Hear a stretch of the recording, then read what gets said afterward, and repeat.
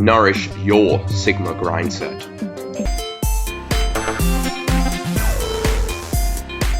At the Pre-Engineer Society, we are on a mission to empower aspiring engineers and other related professions.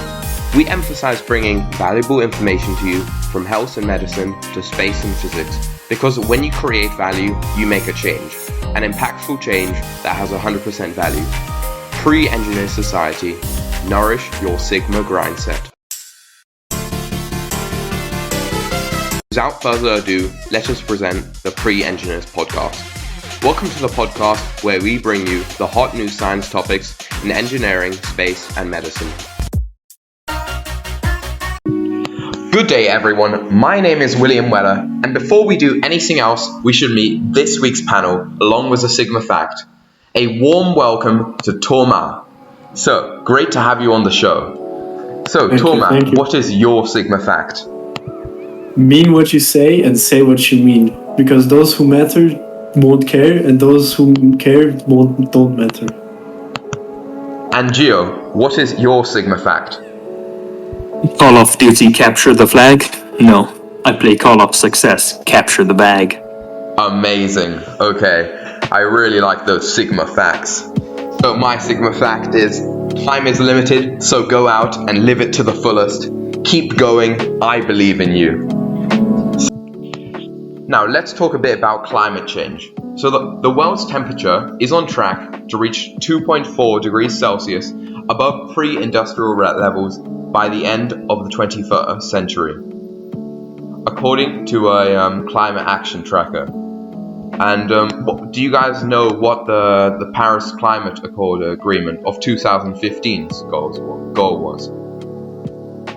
I think to not make it possible to reach that 2.5 degrees. Yeah, well, it was for countries to, pledge what they're gonna do to fight against climate change. I mean, it was a bit useless because some countries really didn't say anything, such as China, that just said they will have their highest amounts of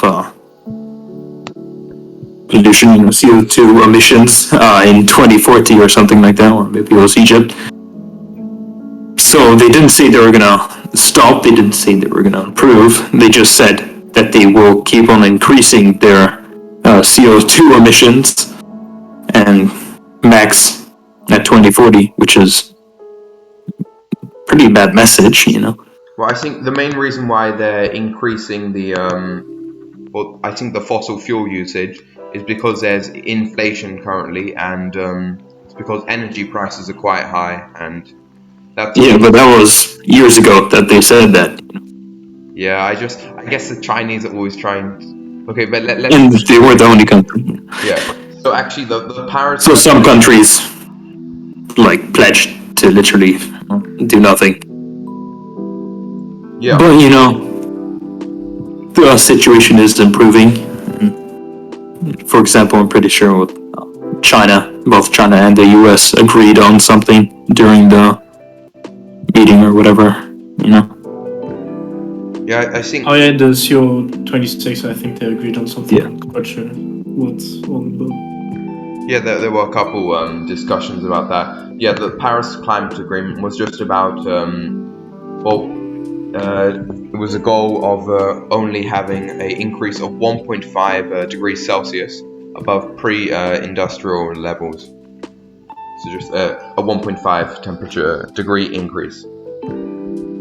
So now let's move on to the next topic. So what do you guys know about the migrants at Poland's border?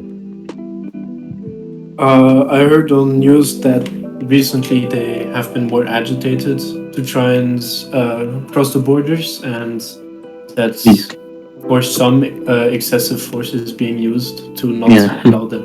Pretty sure Poland was even saying how Belarus was telling migrants to go through the border into Poland, so Poland wants to build a wall on the border, which is kind of funny. Yeah, actually, I think Poland is sending a lot of riot police to just contain the flood of migrants. And which country is sending all these migrants? From my knowledge, I think it is Belarus. Yeah. Yep. And do you guys know the origin of these migrants? Like, where would you say they're coming from? I would put my first guess on the dictatorship that's currently in place. Yeah, it's mostly a lot of the migrants actually from the Middle East, and then also going through Greece and so on. Yeah. And which is one thing, like the EU, within the EU there's not much border control, but now the EU has drastically increased their outer border policing and so on budget. Like on the border of the entire EU, not within the EU, so like from the Mediterranean and so on, and also other countries such as Morocco is also helping the EU with that, hoping to stay on good terms with them. Yeah, well, some other countries are using the border patrol as a sort of diplomatic tool, such as Turkey, saying they will, quote unquote, open the floodgates of immigrants that they are holding in Turkey, if the EU doesn't oblige to what Turkey basically wants them to do. Yeah, actually, and so I guess we kind of approached what the Belarus was trying to do here, and I think Belarus here is trying to destabilize the EU. And why do you think the Belarus is so agitated regarding the EU? Do you guys know the reason why? I'm not quite sure, but I don't know. Think if I'm not mistaken, they have a dictatorship, and the EU fundamentally goes against such kind of governments. So maybe they feel threatened by the EU. Yeah. I'm pretty sure they also have a partnership with the EU, but they're not part of it, but. No, it's but they do want to stay. They don't want to ruin their relation with the EU. But after the EU imposed sanctions upon the country because of its autocratic president, like Thoma said, it's really it really put Belarus under lots of pressure and to act and just and they're doing anything to try to fight against the EU, because after these sanctions they lost a lot of industrial and just GDP, and so but the reason why this conflict is still going on is because Poland is refusing to cooperate with the EU, and on top of this, and it's not only to do with the migrants, it's also because the Polish government, they're going against LGBTQ rights. They are the Polish government just a few years ago was named one of the most promising young democratic countries in the world, young democracies, and then once their leader, got his name, but was chosen, or he went to become some president of the EU or something, kind of destroyed his party, and another party called Peace, which is much more radical than the past party, started breaking EU regulations and laws and so on, and was going against Poland's Supreme Court. And so right now, the EU is basically making them pay 1 million every day until they stop all their whatever they're doing, all the laws they're breaking, all the regulations destroying. I have to say though, I feel like there should be a way to boot out a member, right? I guess there is a way, but because of Belarus. And because it has to be... Yeah, Hungary, no, Belarus. Hungary, because if any member of the EU votes against kicking someone out, then they can't do it. So, as long as one country does, such as Hungary, which Hungary has pledged to help Poland no matter what. Because they were in a similar situation and so on. They are quite similar. They're both very radical. Yeah. Have both very radical parties in control, so for now it's a bit problematic, and it's hard to do anything against it without breaking laws and regulations and so on. That's why I've seen an article since recently that the EU is even apparently suing itself. Yeah. As a form to basically go past the legislature that prevents them to go after Hungary and Poland. Yeah. So what is it exactly? Like they're suing themselves to get removed? It's like two parts of the EU. I don't know much about it, but okay. Let me search it up. EU. Right. Well, I think let's move on to the bulk of the podcast. So the European Parliament is suing the European Commission. Yeah. So that's what it is. Okay. So what's the next topic? We're going to be going over capital punishment or the death penalty. So when is the death penalty used? I'm going to ask this to Thoma.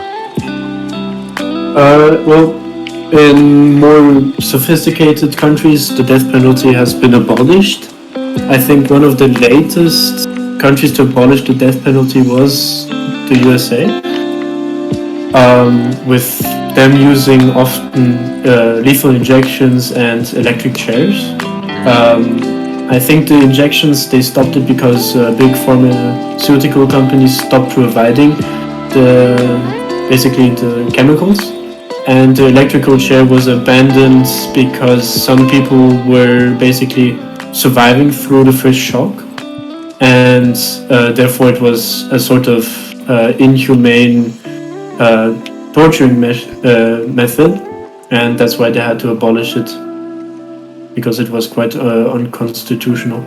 Mm-hmm. Yeah, well, here's a list of countries that still have the death penalty. So Bangladesh, China, Egypt, Ethiopia, India, Indonesia, Iran, Japan, Nigeria, Saudi Arabia, South Korea, Sri Lanka, Taiwan, and the United States. There's a lot of countries still that, many countries have actually, they've completely abolished the death penalty. Yeah, most have.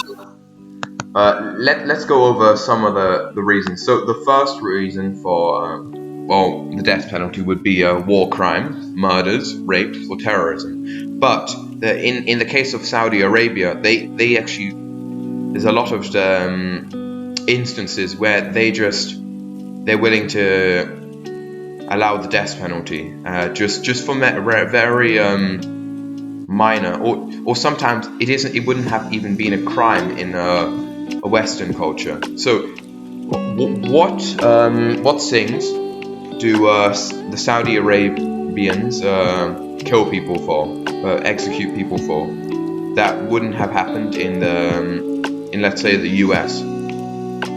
Well, the most obvious one is stealing, and maybe also being non-heterosexual. For example, I think there is public executions of LGBTQ members in some Saudi Arabian or even Oriental countries. Yeah, so you guys, I think you guys got 2 out of the 4 things. So yeah, they are stealing. Although usually you get a hand chopped off for that. But yeah, in some rare cases you do actually get the death penalty. But then there's prostitution, homosexuality, as you guys mentioned before, and then also surprisingly changing religion. So if you try to change your religion from Islam to Christianism, or if you want to become Christian in Saudi Arabia, you could. I think it's allowed by law to be executed for. So, I'm sure that one they don't do as often. Yeah, often anymore. Like because it would make their allies very mad, like the United States, you know. And then also, well, as we do know that North Korea is an authoritarian and totalitarian government, they would also use the death penalty just to silence people. And yeah. So now let's. I'm gonna ask Gio, who is the leader in regards to capital punishment? Who? What do you I mean? mean, which country has Does it the most, or? Yeah, who has the most executions? I mean, probably not like the United States or China. I mean, maybe. Actually, you'd be surprised with I'm gonna ask Thoma then. Well, it would depend on if it was per capita, but it wouldn't surprise me if it was in total, it being America or China. Okay. So I would say it's either America or China for me. Actually, Because those are quite public, if there's public executions, in contrast to, for example, North Korea, where we would basically not even know if one person would get publicly executed. okay, so actually, you guys would be surprised to know, but there's China, and China is by far That's what I was thinking. Cause yeah, China has in 2012, according to Amnesty International, has executed at least 4,000 people. So 4,000 confirmed executions. Then in Iran is very far behind, but still in second place with 314 executions. And in the US, have a guess how many executions they have. Per year? Yeah. well, this year they only had 9. Yeah. Last year, like 17. So I'm basing this off a study from Amnesty International in 2012. So have a guess. Well, that's a bit outdated. I mean, It would be a bit. All right. That's a bit too old. Right. Well. It's almost an entire decade. So I wouldn't use that now. Yeah. All right. Well, it was 43. The US compared to China, it was 100 times. 100. Here's one for like 2020. China, 1,000 plus. Iran, 246 plus. Egypt, 107. Iraq, 45. Saudi Arabia, 27. United States, 17. Somalia, 11. So China still has a lot. Mm-hmm. But much less than before. So. Yeah. And Iran is pretty similar. And those are the ones we know of. Yeah. They could have just been more secretive now, but let's hope not. Well, although actually in some... Yeah, okay. Now, let's talk about the delay of the death penalty. So I'm going to tell you guys a short story about, Ramirez. And Ramirez was 20 years old when he fatally stabbed Pablo Castro, convenience store clerk, in 2004. and he wasn't arrested until 2008. And he was How old was he? 20 years old. How old? 20. 20. And he was convicted in 2009 after telling the attorney that he didn't want to. He pretty much he admitted to the murder. And Pablo Castro was stabbed 29 times and robbed of $1.25 in July 2004, and he died of his wounds. And Rodriguez was sentenced to a 99-year prison term for murder, and as well as and that this also translated to with another charge he faced. It aggregated to the death penalty. And recently, I think in this past week, at least a couple months ago, the Supreme Court ordered that the Texas policy violated Ramirez's First Amendment right to practice religion without government interference. And what this essentially means is that he was able to give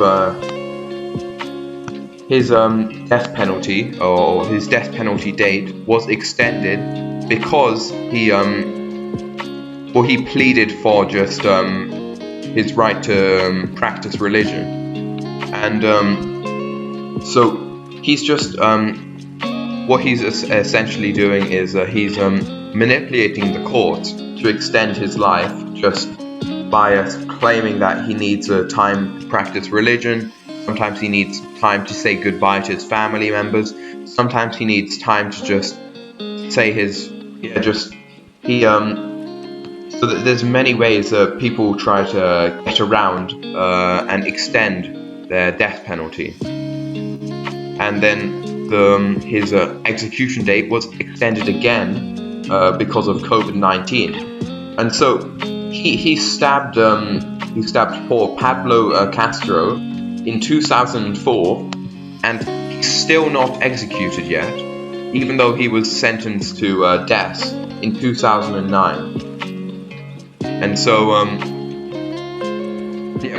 pretty much, he's been on death row now for over a decade.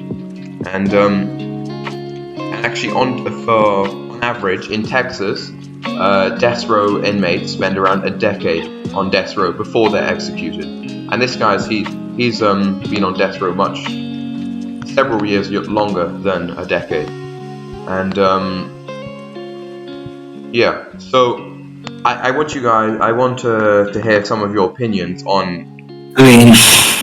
I don't know if it's worthy of the death sentence, comparing it to other cases of people doing worse things and getting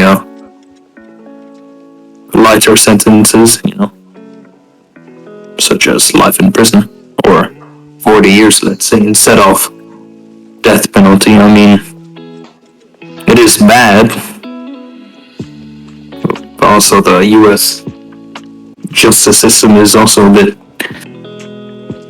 strange. It has many loopholes, for inmates to stay alive, There's also a difference between, being innocent and, but sentenced to death row, and, you want to use these loopholes to, people to find evidence that you're not guilty, but then, just being guilty and confessing to being guilty and then, doing this is a bit stupid, and but this guy, there should be ways of. he's admitted to the murder. I mean, either way, he's gonna die. Yeah. I mean, what do you guys think? I mean, what is he gonna do? Locked up? The thing is, right, a lot of people actually, they get attached to the prison life, and that's the thing. They enjoy the prison environment because for them it's just pretty much becomes their home. So that's why he still wants to. Do you guys know this? How this works? With inmates, the prison so you pretty much mean- becomes their home. Yeah. Yeah, well, I mean, it is logical because humans basically just want to have I would say, a place where they can rest. And for people that are sentenced to life for 50 to 40 years, they somehow and will have to adapt to prison. Because if they do not adapt, they will either be really sick mentally or be shanked, I would say, by other prison inmates. Mm-hmm. Depending on And- their crime. Exactly. And Like if you're a pedo, you're never gonna make it past that time. Oh, Yeah. no. So I think it is normal for people to see prison as a home, but I don't think it is a valid reason to delay the death penalty, especially in Yeah. a case where you admittedly killed someone, took a life, or did worse. Yeah. Especially for killing somebody for so little. I mean, what, €1, $1.20. Yeah. It's, I think it was Kind of ridiculous. for the money at that point, and more because of maybe symbol or like a gesture. yeah. I think. Yeah. I guess we can go over shortly the prison hierarchy since we did talk about it a bit. So. At the top of the prison hierarchy are serial killers and murderers, then drug dealers, then robbers and burglars, and then what do you think comes after robbers and burglars, Thoma? As in the way who seem like the most valuable in the prison? Yeah. Or, well, I would say it's hard because you listed the obvious ones. Well, I would say that the people that were seen the worst of the hierarchy Pedophiles are for sure. pedophiles, And then especially probably if the prison inmates had children. Maybe Yeah. also because it depends on what prison system you are. In well, America, there's white collar prisons where basically everyone is just in there for maybe tax evasion or lesser crimes and are of a high maybe standing. yeah. And so I would say those are quite low as well, because you do not want to be with a person that basically maybe robs you out of a free healthcare system just because they wanted to buy something nice for Yeah. for themselves.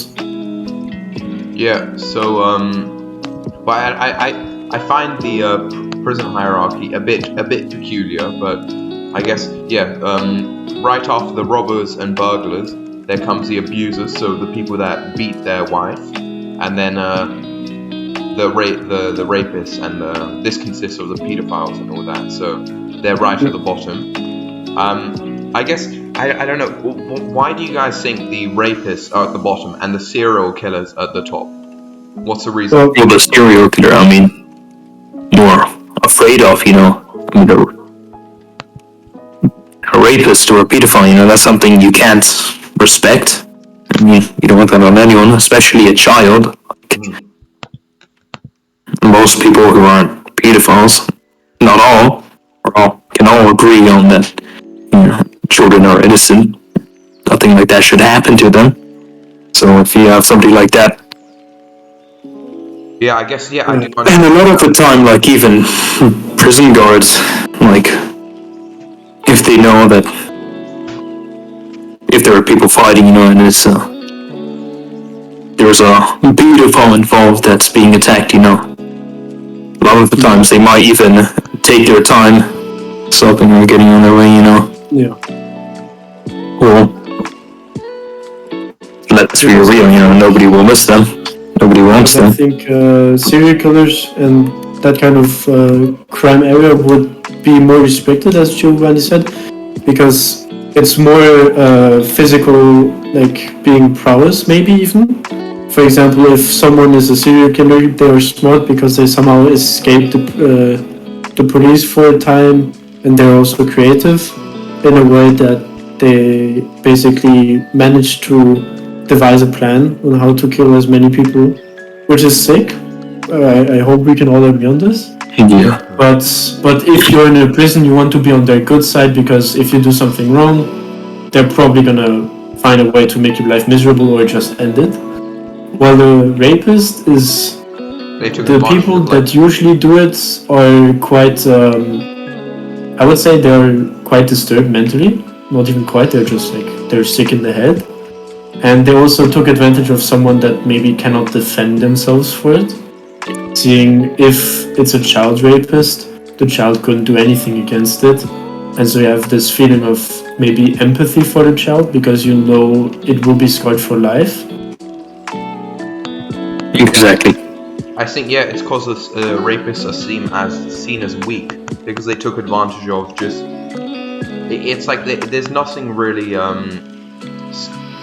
challenging, you would say. Yeah. Okay. Well. Now let's move on now to a bit. So, do you guys know about the legal battles with the EU? Google's legal battles with the EU. Well, yeah, wasn't the EU like suing them for? Yeah, how for much? Like saving information on incognito mode. Yeah. And that was one of the things, but Google has been sued multiple times for multiple reasons, and they've been huge amounts of money. So yeah, like 2 billion. Yeah. So well, actually, there was Google, and recently, I think about a couple days ago, Google they appealed a fine that the EU court imposed upon them because, well, in 2017 they were caught of giving its own price comparison, so basically favoring their own reports. And they were being so they got a fine of, can you guys guess how hefty the was more like 2 billion or 4 billion or something like that.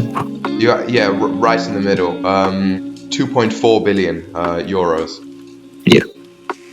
And so Google's just like, they're trying to do everything they can just to not lose out on those 2.4 billion, but and so it actually has also 2 other EU fines imposed against it. So those were so saving the information on incognito was one of the fines. One of the things it got fined for. There was also another EU decision, but we won't go into that right now. But so basically, the EU court just is dismissing all the appeals from Alphabet, so Google's parent company. And Google isn't happy about it, and so it's losing a lot of revenue, especially in Europe. So I guess this is just a short thing at that. Yeah. Okay. Now let's go over a lack of varied diet. So inside the stomach of a man who died 2,500 years ago, and whose body was preserved when it sank into the Danish peat bog, researchers found the remains of his last meal, a porridge made with barley, flax, and the seeds of 40 different plants. So, let's go, because this was actually a poll. Did you guys vote in the pre-engineers poll I put up? So, the share of calorie intake for most humans that comes from just 8 foods: rice, wheat, maize, potatoes, barley, palm oil, soya, oil, and palm oil and sugar. So 75% of our calorie intake comes from just 8 foods. And why is this? Do you guys have any idea why this could be bad for the economy and just? For the economy? I mean, if there's a lack of diversity of countries just have monocultures, then there's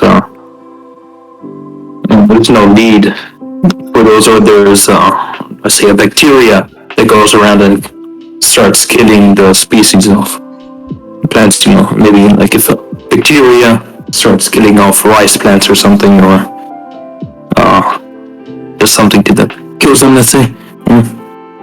And you have a country that mostly only has rice or grows rice for its economy, then they will have an economic crash because they can't just switch to other plants. So there's nothing, that stuff can take time, at least months or years, depending on it. Yeah, so do you know any of the examples? Because you did bring up an important point, that if there's one bacterial infection that can affect the whole supply chain of the single plant or food. So do you have an example of how does anyone know of the what was bananas? No, African swine fevers. Oh yeah, that was. Yeah, bananas. Yeah. What do you know about that? Well, first of all, the global type of banana. It's a different type. It was sweeter and so on. I forgot what it was called. But basically, bacteria basically killed off all of them, and so then they switched to a different type of banana that was resistant. But now there's a new bacteria, or the bacteria evolved or changed to be able to kill off this new banana now. So now in like Eastern, Southeastern Asia and so on, this bacteria is spreading, killing off banana plantations. It's a huge problem having a monoculture, and I wanted to talk about African swine fever, and African swine fever was just a disease, and it completely wiped out half of China's pigs and a quarter of the world's. And the problem with it was that it was the same species of pigs throughout the entire world, and it's known as a large white pig. And the problem was that because it was so the population of pigs was so undiversified that it was a perfect place for pathogens, and it just the African swine fever easily spread from each pig to the next. And so that was a recent, or at least not recent, but it's something that really gave light to how fragile our economy is.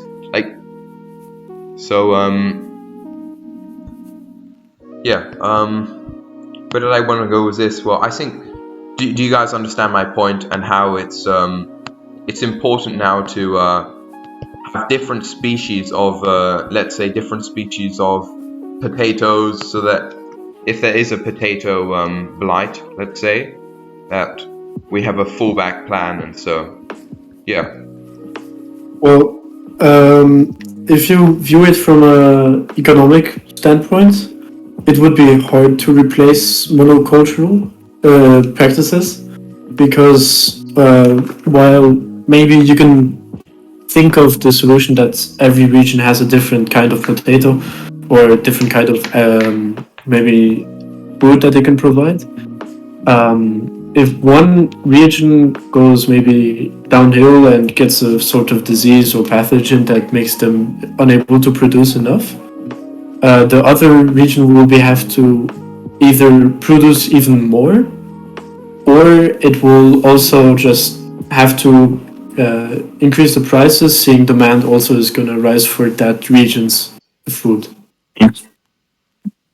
Yeah, and some Very hard to. types need replacements, like potatoes that McDonald's uses for their fries, they want something like that. They need large potatoes, and many countries have huge monocultures, or regions have huge monocultures of just these types of potatoes. And it also requires a lot of work to, first of all, get rid of it, because you can't just leave them there and plant over them. You need to get rid of them. And then you need all the resources, water and nutrients and so on. And then you need seeds for and workers and machinery. And so it would have a huge effect. And, you don't want small fries from McDonald's. Like, it's simple things, but they don't want to give you bad quality stuff. They want cheap, likable things that everyone can enjoy. If we bring in a new species of potatoes, they may not have been developed or artificially developed to become very efficient at producing. Let's say if we get a new species of cows, they may not produce as much milk as a species of cows that we have artificially selected over hundreds of years so that they produce lots of milk. Like, the replacement will always be worse. Or at least almost always be worse than what there was before. And I guess that's the main reason why we still have a monoculture, is because we're able to make it much more efficient and in general better if we just focus on one. We just focus on improving one type of one species. So I think this will let's go over a bit about training AIs. So do you guys know how to I guess enough, William. Yeah, all right. Let's end. I mean, you're going very good point. Way too long over way too many topics that have almost nothing to do with each other. Yeah, all right. Well, I'm glad you were able to join Thoma, and I'm glad that you were also able to join Gio. And I hope you guys enjoyed the podcast, as well as any viewers or listeners that have been that are still here. Surprisingly, still here after how long have we been going on? Well, we've been on for 41 minutes. I think for the next podcast, what I'm going to do is I'm going to split it up into little parts. And because Gio did bring up before that posting a podcast once a week, just this one big podcast a week, I think instead we could record all the podcasts on one day and then split it up and then post it all all throughout the week. And so you guys might be seeing more of that. So I think for the next time, maybe not this podcast, I won't be splitting up this podcast, but for the next one, you guys will see short little parts of the podcast, which I will be uploading throughout the week, just to, appease the algorithm, so that we upload more frequently. So, thank you for being here, and thank you for my panel for being here.